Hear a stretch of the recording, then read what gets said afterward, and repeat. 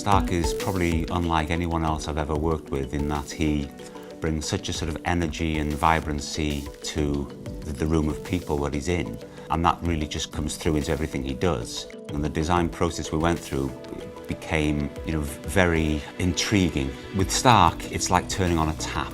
He is so full of creative ideas. The biggest problem that you have is restricting that flow and focusing that flow. We were presented with design ideas. It was just complete overload. He showed more than 300, maybe even 400 concepts.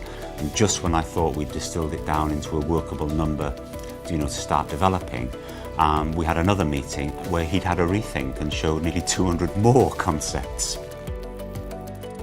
The Flotex substrate lends itself to digital printing. It's very densely packed fibres, within the flocking process, and so very fine levels of detail can be held quite well on the substrate.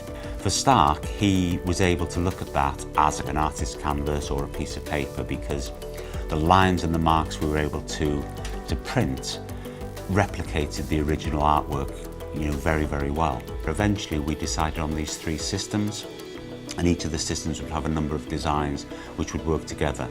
And it was a set of building blocks that, for us as a floor covering manufacturer, we hadn't really seen before. But for him as a designer, he wanted a system which would allow, an interior designer or an architect or a specifier to be able to use their own creativity with his elements to create a unique interior.